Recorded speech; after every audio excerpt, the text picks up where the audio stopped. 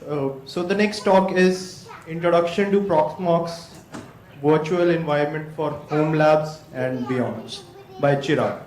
Chirag is a technology agnostic lover and one of the admins of Indian Linux User Group Delhi. Chirag. Hi, welcome everyone. Given some recent events that happened here in DebConf, some unfortunate events, I couldn't help myself but first speak about Abraham. Abraham was not just a valuable DD here, but a friend.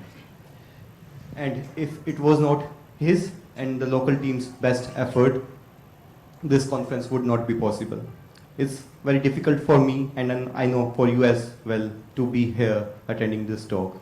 But I believe quitting and cancelling this talk would be just ruining those efforts for this conference. Something about me, I work as a software engineer at Kotak. I do co-organize Linux Delhi and founded It's Me. The topic for today is It's Me, and I don't have to get much of the PPT because Proxmox websites explains everything from A to Z. And what's Proxmox is, it is an enterprise solution, a free open source solution, and there are quite a few solutions available like virtual environment, backup servers, and mail gateways. But we will be talking only about the virtual environment part. So what actually is Proxmox Virtual Environment? It's just Debian, pure, clean Debian with a custom built kernel made to run your virtual stuff. And why do we need this kind of solution? We can just use QEMU or just run Dockers or Alexi containers on our own custom hardware. Why do we go forward with a custom project? So the answer to that is it contains compute, network, storage in a single solution. When you talk about your personal device, it's fine. You can DIY everything according to your need. But when it's come to home lab, which is itself a mini data center or big data center, you can't be just doing manual stuff on every machine. You need a centralized control. You need more features. You need a sophisticated network and storage. And Proxmox does that for you.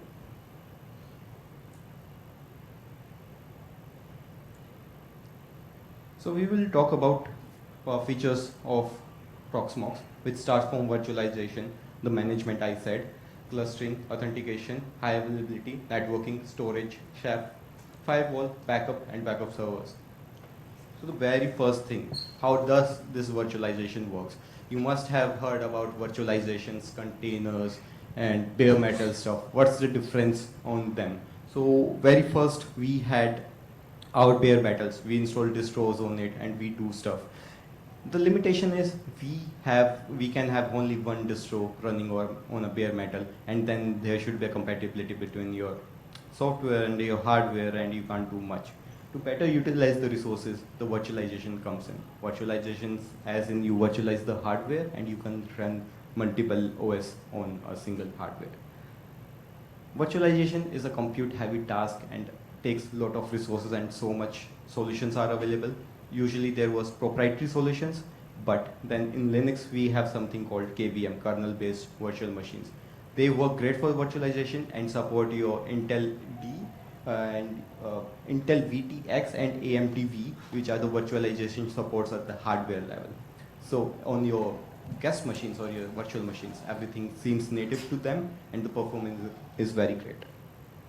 But as I said, running virtual machines are very heavy. You might have to do only a single thing. You just want to isolate your work, like you want to run a mail server at your home lab or your data center, and you want to isolate everything. You don't want it to look into other virtual machines or other data. But even for small tasks like a mail server, mail inbox, or a mail forwarder, initializing virtual machine is quite a waste of resources. You will run a host machine, then a virtual operating system, then your software, and the middle part is just redundant. In that case, you use containers, and you most will be familiar with Docker. but Docker itself is a very complex layer. On the Linux level, we have something called LXC containers that are very lightweight, does your isolation part, and just shares your host kernel. And Proxmox just provide the support and same interface for both virtual machines and containers. It is as easy as just switching a switch to get a virtual machine or a container. And it does come with some templates, so you don't have to build anything on your own. Major stuff is already present. If we talk about web-based interface, that's the thing. You can run your basic Debian and install your virtualization KVM stuff, and even LXC that's provided with kernel. But what about the manageability? How will you manage it? You can SSH into it. Okay, that's one way of doing it, but the learning curve will be very steep. There are so many hypervisors available, so many virtualized stuff available, but I never found something as easy as Proxmox. It's damn easy, you can't go wrong with it. Oh, well, you can mess up settings, but that's a part of learning. It also have a mobile interface. Well, that thing doesn't come with much of the features, but it is there, and the REST APIs are there if you want to go beyond what it provides in the GUI. And the interesting part, the data center part. At home, you might have only one machine, one server, but in data center, you have 100,000 servers. And when you put Proxmox on all of them, you can just put a cluster mode, and you will have a centralized GUI to manage everything. I still don't know what a cluster file system is in Proxmox. I'm still learning. But it does provide a high availability thing. If one machine goes down, Proxmox handles high availability for you. It will spin up the instance at somewhere else, whether it's your virtual machines, your storage, or your containers. And authentication is an interesting part. So it has your normal PAM authentication, which Linux provides. But if you want to do, you can do a centralized single sign-on using LDAP or Active Directory or OpenID Connect. That's very critical in a organization or a data center thing. And doing this on your own, doing a DIY will be a very hectic task, and reproducing it on every machine, well, that's a job that no one should do. I already talked about the high availability thing, that it does auto-run if anything fails on one node. Networking could be really pain, especially in virtualized environments. So you must be aware, if you work with Docker, it does spins up its own network, bridge network mode. That's what 10.17. something. It just gives you more controls, more on steroids. It just gives you a virtual switch. So your main firewall or a main gateway can handle the IP management, DSCP, and the firewall for all of your containers, your virtual machines, or whatever you are trying to do, or the Proxmox can take care of it, and it's very easy to do that. And firewall is somewhere below, but I will manage, I will add it to the networking itself. The firewall is already provided in the Proxmox, so you can just kill the network to any LXC or any virtual machine. If you see something shady is going on, well, people use virtual machines when they are doing shady stuff at homelabs like me. So you can just kill the network instantly. It will not go out of your network. Storage is the interesting part. When you do homelabs or data center, you don't put storage on all of your server. There is always a centralized storage, doing your backups, your applications, everything. Storage responsibilities somewhere else, compute responsibilities somewhere else. So all your virtual machines are stored somewhere else. You want to run on a node. So how do you do it? LVM group, iSCSI targets, NFS shares. iSCSI is something people working with NAS or centralized storage must be aware of. It just looks like a native drive to your host computer, but it is actually hosted on the network controlled by your nodes. NFS is simple network file shares, some other remote server handling the instructions.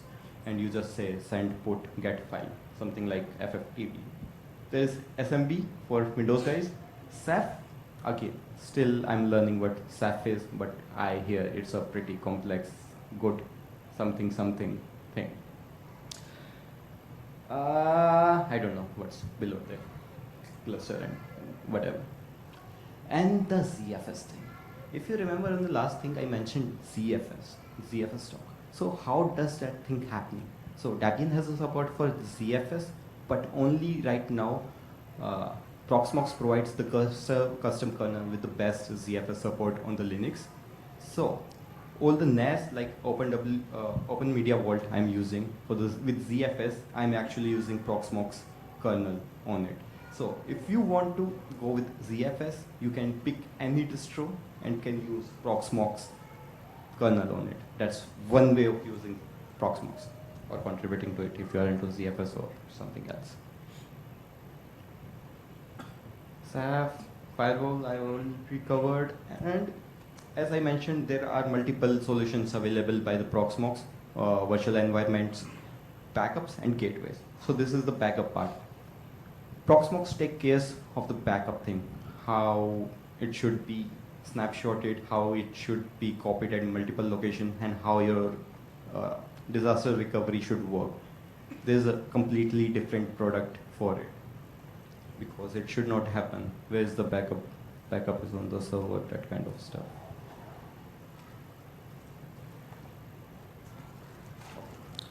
So what I do use Proxmox for? I use Proxmox in my homelabs server. It's a single Chromevox device with 2 USB hard drives connected to it in RAID 0.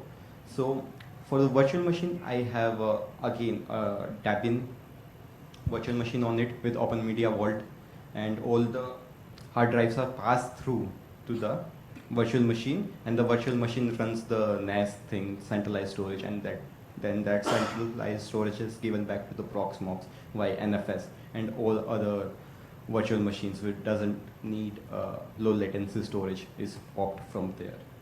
I also have a Windows virtual machine there just in case I need to make some live USBs or work with printer. Although printer has a very good support in Linux, but sometimes scanners doesn't work well, or just in case, it's very fast to boot from there. Everything else just fits in LXC containers for now. My DNS, I'm using Pi-hole right now, centralized Postgres server, some tunnels which just stun the network and go out. They are in their independent containers, so I can just kill them if anything goes wrong. Firewall I'm planning to, but I don't have a good nick at the moment to do so. So possibilities are up to your imagination. That's all, and I'm open to questions.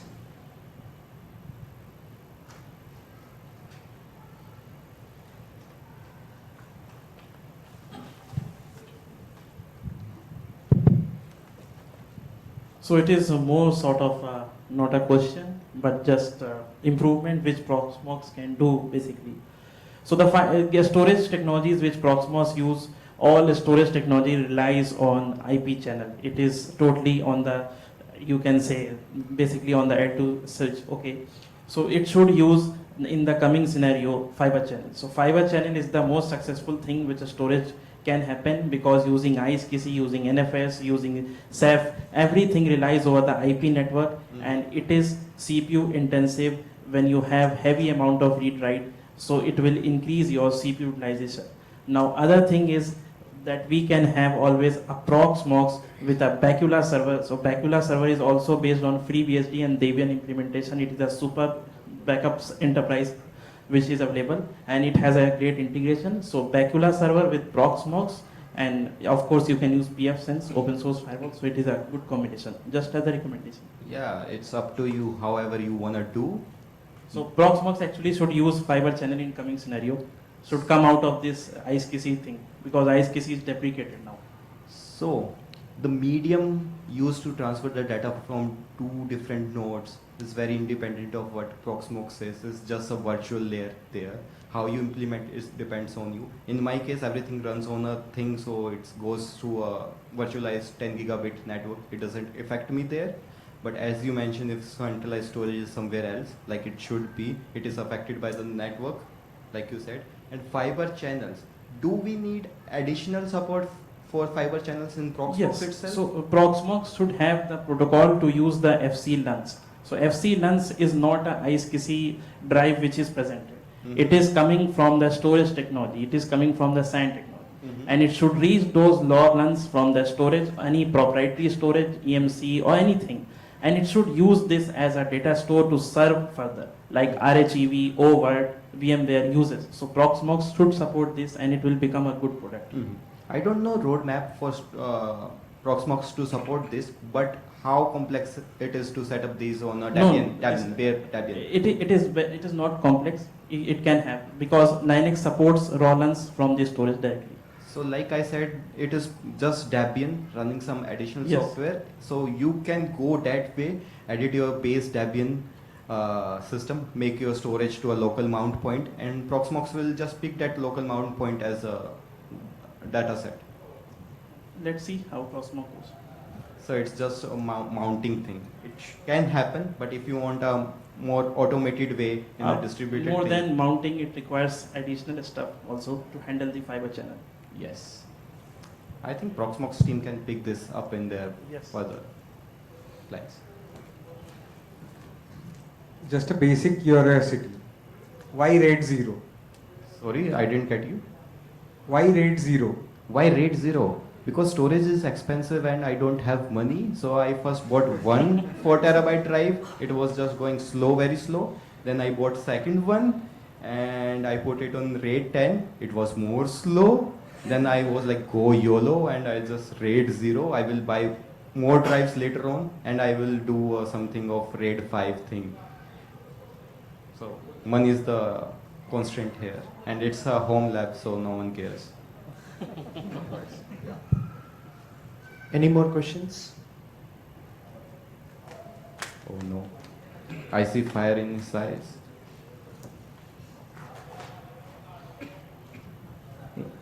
You mentioned Proxmox uses LXC, right? So essentially it would be some wrapper around containerization technique. But you also mentioned Proxmox comes with its own kernel. So how can you virtualize a kernel? How can you virtualize? Not a kernel? virtualize, containerize a kernel. Okay.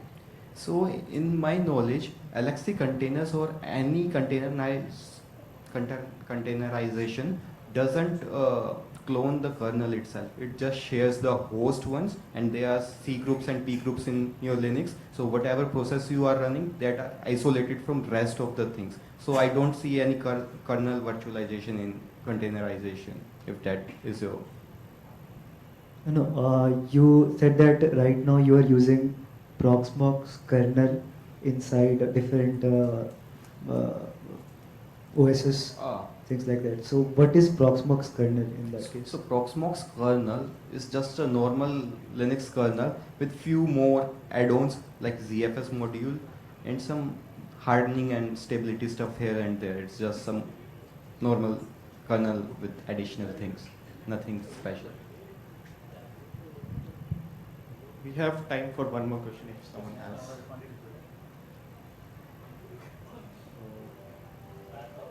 Nothing on IRC also. So thanks Chirag for the talk. That's all.